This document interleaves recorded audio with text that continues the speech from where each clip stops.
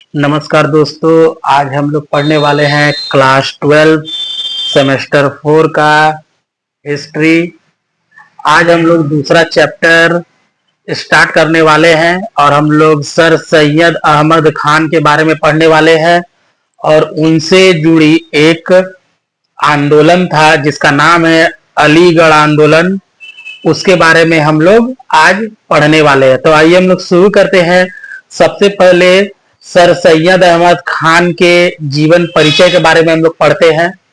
तो आइए हम लोग स्टार्ट करते हैं।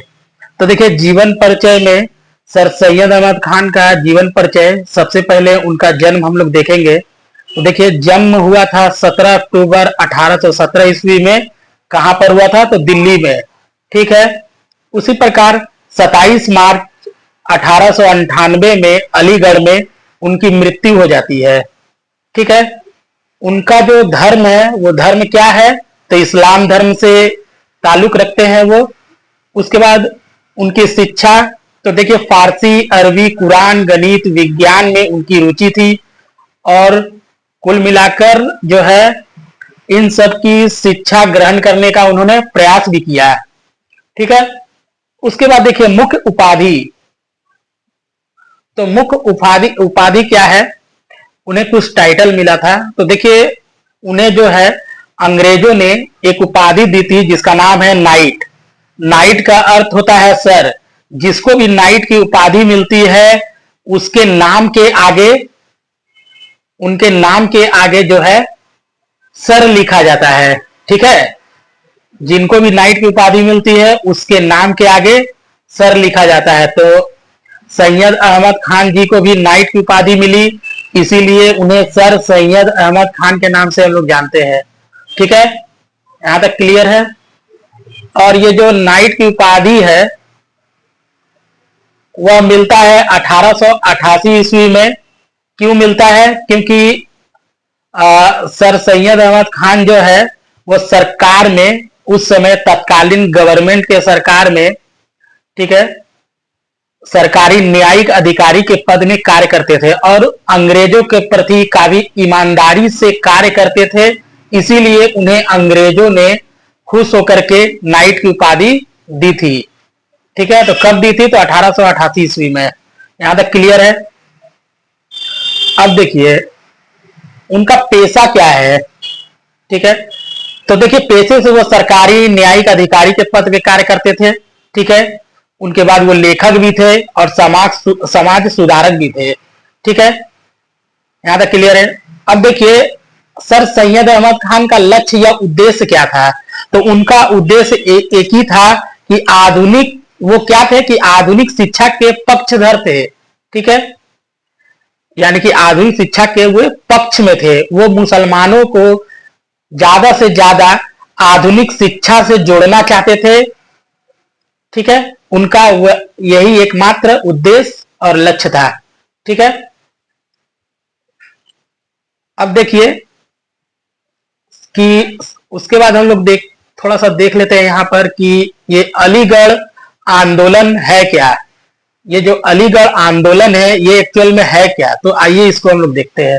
तो देखिए, अलीगढ़ जो आंदोलन है, अलीगढ़ आंदोलन, ये जो अलीगढ़ आंदोलन जो था वो मुसलमानों के बीच सबसे महत्वपूर्ण सामाजिक धार्मिक आंदोलन के रूप में जाना जाता है। ठीक है। इस अलीगढ़ आंदोलन का लक्ष्य या उद्देश्य क्या था? तो भारतीय मुसलमानों में इस्लाम के प्रति उनकी निष्ठा को कम किए बिना आधुनिक शिक्षा प्रदान करना, यही जो है अलीगढ़ आंदोलन का उद्देश्य था और यही जो है सर सैयद अहमद खान जी का उद्देश्य और लक्ष्य भी था। ठीक है। कि वे आधुनिक शिक्षा, मुसलमानों को आधुनिक शिक्षा के साथ जोड़ना चाहते थे ताकि वो जो समाज में उनका भी एक महत्वपूर्ण स्थान बने। ठीक है। आइए हम लोग आगे की ओर देखते हैं। यहां तक क्लियर है? किसी प्रकार का डाउट तो नहीं है? एक बार मैं दोहरा देता हूं। तो देखिए यहां पर जो है सर सैयद अहमद खान का जीवन परिचय आप लोगों ने देखा कि जन्म 17 अक्टूबर 1817 ईस्वी में। कहां पर? तो दिल्ली में। उनकी मृत्यु हो जाती है 27 मार्च 1898 में। कहां पर? अलीगढ़ में। उनका धर्म क्या है? इस्लाम। उनका जो शिक्षा है फारसी, अरबी, कुरान, गणित, विज्ञान में रुचि रखते थे। ठीक है, यहां तक क्लियर है।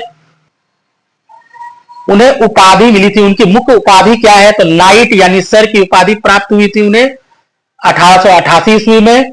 क्यों मिला था? क्योंकि वो अंग्रेज जो है अंग्रेजी सरकार के समय में वो न्यायिक अधिकारी के पद में थे और उन्होंने काफी ईमानदारी पूर्ण अपना कार्य करते थे और वफादार भी थे, जिसके कारण उन्हें जो है अंग्रेजों के द्वारा नाइट की उपाधि प्रदान की गई थी। ठीक है, पेशा क्या है? तो पेशे से वो सरकारी न्यायिक अधिकारी के पद में कार्य करते थे, लेखक थे और समाज सुधारक भी थे। ठीक है, उनका लक्ष्य क्या है? आधुनिक शिक्षा के पक्षधर थे। मुसलमानों को आधुनिक शिक्षा के साथ जोड़ने का उन्होंने भरपूर जो है जोड़ने का प्रयास किया। उनका एक ही लक्ष्य था कि ज्यादा से ज्यादा आधुनिक शिक्षा के द्वारा मुसलमानों को जोड़ा जाए और उनका भी जो है नैतिक, आर्थिक, सामाजिक और शैक्षणिक योग्यता का अधिक से अधिक विकास हो। ठीक है, यहां तक क्लियर हो गया। और अलीगढ़ आंदोलन आप लोगों ने समझा। अलीगढ़ आंदोलन क्या है? तो अलीगढ़ आंदोलन जो है, अलीगढ़ आंदोलन को मुसलमानों के बीच सबसे महत्वपूर्ण सामाजिक धार्मिक आंदोलन के रूप में जाना जाता है। ठीक है, और अलीगढ़ आंदोलन का लक्ष्य क्या था कि भारतीय मुसलमानों में इस्लाम के प्रति उनकी निष्ठा को कम किए बिना आधुनिक शिक्षा प्रदान करना, यही अलीगढ़ आंदोलन का लक्ष्य है। यही सर सैयद अहमद खान का भी उद्देश्य था। ठीक है, चलिए आइए उसके बाद देखिए। अब देखिए, सर सैयद अहमद खान ने सामाजिक एवं धार्मिक सुधार के कार्य भी किए। तो सामाजिक सुधार के कार्य में उन्होंने कुछ शिक्षा के क्षेत्र में भी कार्य किए। तो शिक्षा के क्षेत्र में उन्होंने क्या काम किए? तो वो पश्चिमी वैज्ञानिक शिक्षा को कुरान की शिक्षाओं के साथ मिलाना चाहते थे। उनका कहना था कि जो पश्चिमी वैज्ञानिक शिक्षा है और जो कुरान की शिक्षा है उनको मिला करके जो है पढ़ना चाहिए, ताकि लोगों में ज्यादा से ज्यादा जो है लोग ज्यादा जागरूक बन सके। ठीक है, उनका ज्यादा से ज्यादा जो है शैक्षणिक योग्यता का विकास हो। ठीक है, तो कहने का मतलब है कि वो पश्चिमी वैज्ञानिक शिक्षा को कुरान की शिक्षा के साथ मिलाना चाहते थे। ठीक है, उसके बाद देखिए, उसके बाद है आधुनिक विज्ञान और अंग्रेजी की शिक्षा को इस्लाम से जोड़ने को कहा था। तो देखिए, आधुनिक विज्ञान की शिक्षा और अंग्रेजी शिक्षा को इस्लाम से जोड़ने को कहा था उन्होंने, ताकि शिक्षा का जो स्तर है वो काफी अच्छे से मुसलमानों को समझ में आए और वो अपने जो है शैक्षणिक, नैतिक, सामाजिक, आर्थिक रूप से वो उन्नतशील बने। इसलिए उन्होंने आधुनिक विज्ञान और अंग्रेजी शिक्षा को इस्लाम से जोड़ने को कहा था। ऐसा नहीं है कि वो केवल मुसलमानों के हित के बारे में सोचते थे, वो हिंदू और मुसलमान दोनों के पक्ष में थे। ठीक है, और ऐसा नहीं है कि अंग्रेजों के वो पक्षधर थे, नहीं, उन्होंने कभी अंग्रेजों का समर्थन नहीं दिया था, बल्कि मुसलमानों को और हिंदुओं को जो है शिक्षा से जोड़ने के लिए उन्होंने अंग्रेजों से सहायता जरूर मांगी थी, ताकि जो है उनके शिक्षा में सुधार किया जा सके। ठीक है, उसके बाद देखिए 1875 में मोहम्मडन एंग्लो ओरिएंटल कॉलेज की स्थापना होती है। ठीक है, फिर बाद में जो है 1920 में अलीगढ़ मुस्लिम विश्वविद्यालय बनता है। ठीक है, तो देखिए सबसे पहले जो है 1875 में मोहम्मडन एंग्लो ओरिएंटल कॉलेज की स्थापना होती है।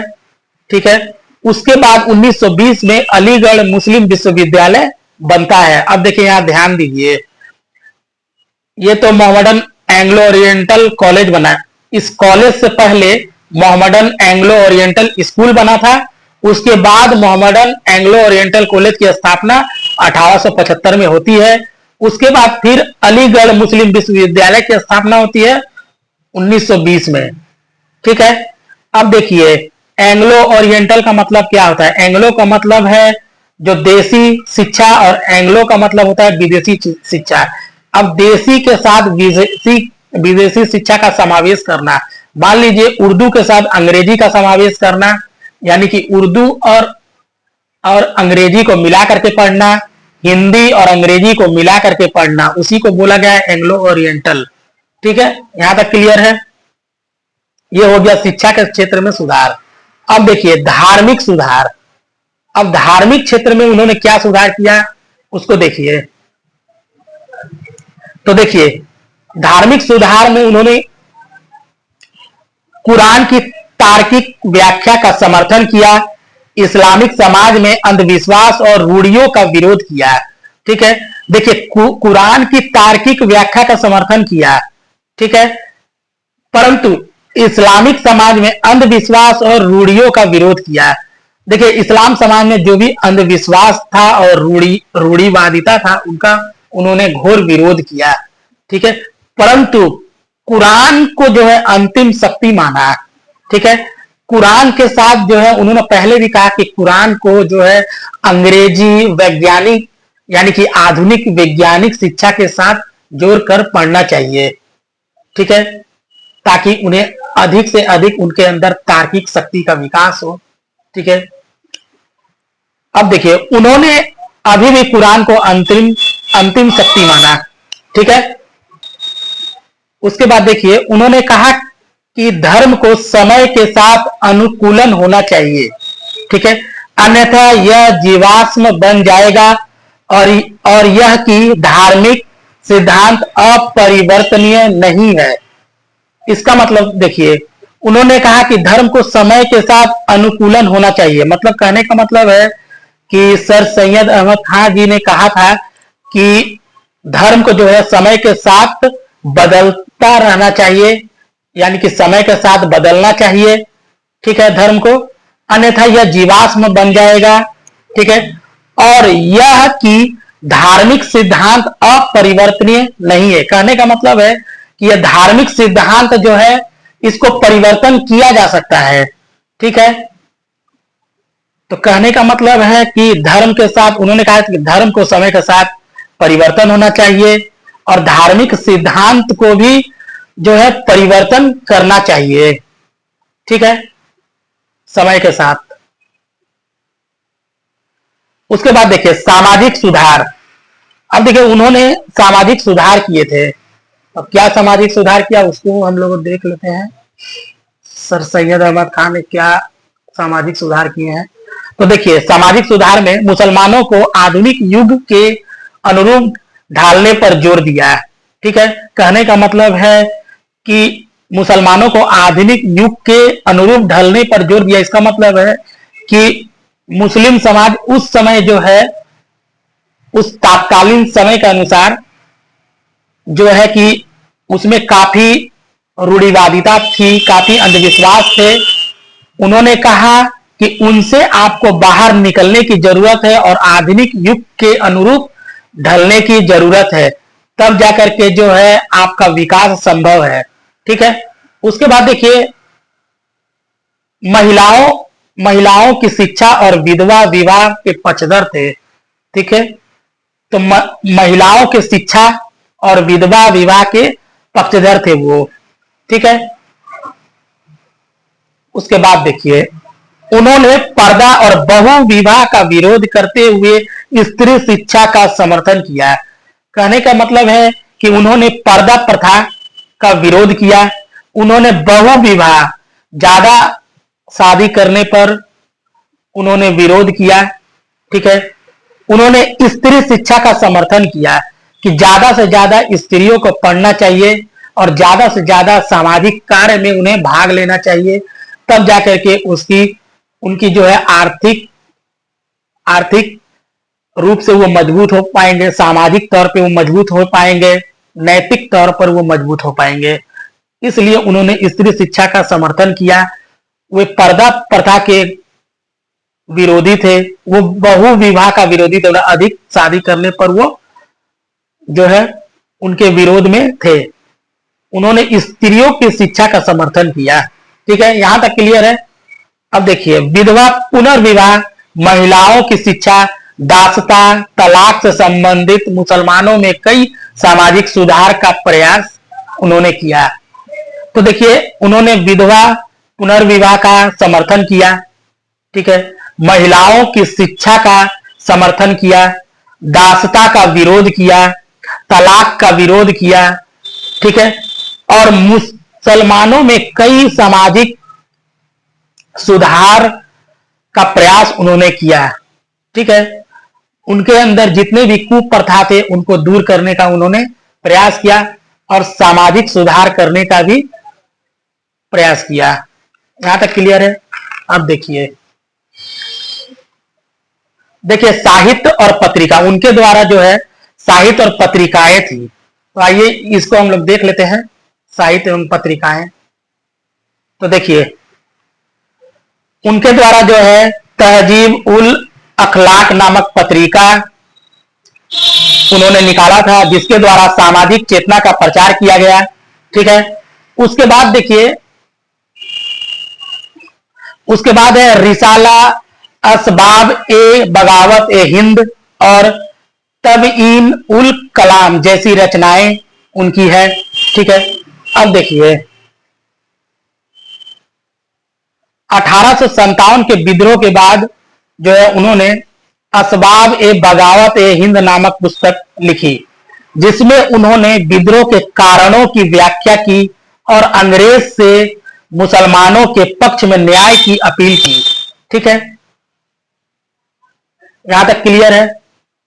देखिए, 1857 के विद्रोह के बाद जो है अंग्रेज जो है मुसलमानों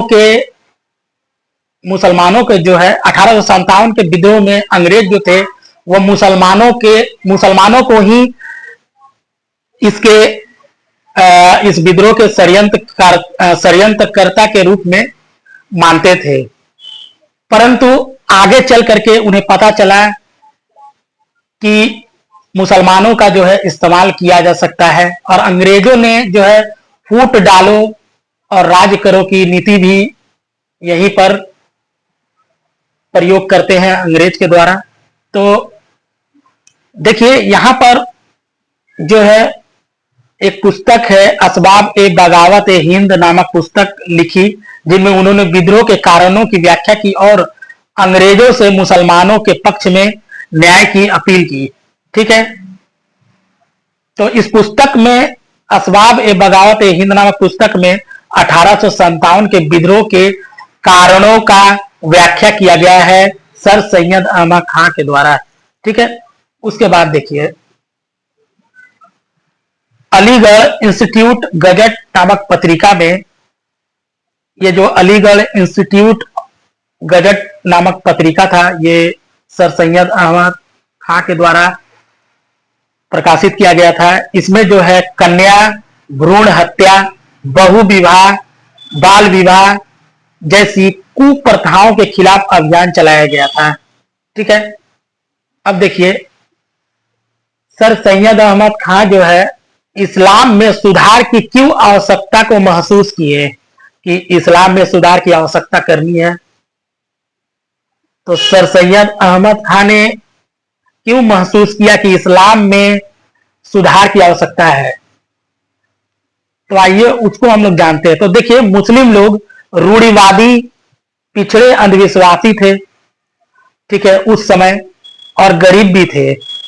इनका विकास होना चाहिए, क्योंकि इसके पीछे कारण था, इनके पीछे कारण था। क्या कारण था कि 1857 ईस्वी के बाद जो हिंदू वर्ग जो थे वो धीरे धीरे समृद्ध हो रहे थे, ठीक है। उनके पास नौकरी थी, वे व्यापार कर रहे थे, वे उद्योग चला रहे थे, ठीक है। वो जो है धीरे धीरे समृद्ध हो रहे थे, लेकिन उसके विपरीत मुसलमानों की स्थिति जो है कमजोर होती जा रही थी, ठीक है। सर सैयद अहमद खां का एक ही बात था कि इतने साल जब देश में मुगलों का शासन रहा, कई सारे मुस्लिम शासकों का शासन रहा, परंतु तो देखिए 1857 के बाद जो हिंदू वर्ग है धीरे धीरे समृद्ध होते जा रहे थे, ठीक है। और जैसा कि मैंने बताया कि मुस्लिम जो है पिछड़ते जा रहे थे, इस कारण से जो है सर सैयद अहमद खान ने जो है समझ चुके थे कि अगर उन्हें जो है उनका विकास न किया जाए तो मुस्लिम समाज जो है वो पिछड़ जाएंगे, ठीक है। सर सैयद अहमद खान वैसे भी समझ चुके थे कि अंग्रेज भारत से नहीं जा सकते हैं, यानी स्वतंत्रता अभी संभव नहीं है, ठीक है। तो उन्होंने सोचा कि क्यों ना उनके विकास पर बल दिया जाए और अंग्रेजों से सहायता मांगी जाए। तो इसलिए उन्होंने अपने विकास पर बल दिया और अंग्रेजों की सहायता से, मतलब जो है उन्होंने सर सैयद अहमद खान ने विकास पर बल दिया। किसकी सहायता से? तो अंग्रेजों की सहायता से, ठीक है। अब अंग्रेज उन्हें किस प्रकार की सहायता करना चाहते थे? तो कहने का मतलब है कि मुसलमानों के सामाजिक, शैक्षणिक और आर्थिक विकास करना, ठीक है। किस तरह के विकास पर उन्होंने बल दिया? तो मुसलमानों के सामाजिक, शैक्षणिक और आर्थिक विकास पर उन्होंने बल दिया, ठीक है। उसके बाद अब देखिए किस तरह के उन्होंने सुधार किए। तो कहने का मतलब है कि आधुनिक शिक्षा को बढ़ावा दिया। कहने का मतलब आधुनिक शिक्षा को बढ़ावा दिया जाए। सर सैयद अहमद खान चाहते थे कि मुसलमानों का जो है सामाजिक, शैक्षणिक और आर्थिक विकास किया जाए। तो यह विकास सिर्फ किस प्रकार किया जाए, क्या ऐसी व्यवस्थाएं लाई जाए कि उनका विकास हो सके। तो उन्होंने जो है आधुनिक शिक्षा को बढ़ावा दिया, विज्ञान, गणित आदि को बढ़ावा दिया, ठीक है। उसके बाद तर्क, आधुनिक मूल्यों को बढ़ावा दिया। उन्होंने धर्म की व्याख्या की। कहने का मतलब है कि उन्होंने कहा कि उनके हिसाब से धर्म की व्याख्या क्या होनी चाहिए। तो धर्म जो है समय के अनुसार बदलना चाहिए, ठीक है। धर्म में रूढ़िवादिता, अंधविश्वास, कुरीतियों को खत्म करना चाहिए, ठीक है। कुरान को तार्किक एवं उदार व्याख्या को बढ़ावा दिया जाए, ठीक है। कुरान की तार्किक एवं उदारवादी व्याख्या को बढ़ावा दिया जाए, ठीक है। उसके बाद देखिए आस्था, विज्ञान और तर्क, जो आस्था, विज्ञान और जो तर्क है इनके साथ मेल होना चाहिए, ठीक है। केवल अगर आस्था रहेगा तो जो है आप जो है उन्नति नहीं कर पाइएगा, आप पिछड़ जाइएगा। तो आस्था के साथ साथ आपको विज्ञान और तर्क का भी मेल होना चाहिए। इन तीनों का समावेश होने से आप जो है आसानी से प्रगति कर पाएंगे, उन्नति कर पाएंगे। आपका जो है विकास, नैतिक विकास होगा, सामाजिक विकास होगा, आर्थिक विकास होगा, शैक्षणिक विकास होगा। इन सब का विकास जो है आपका होगा, ठीक है। तो सर सैयद अहमद खान जो है एक समाज सुधारक थे। उन्होंने मुस्लिम समाज के प्रति, उनके जो मुस्लिम समाज है उनको काफी हद तक जो है सुधारने का प्रयास किया।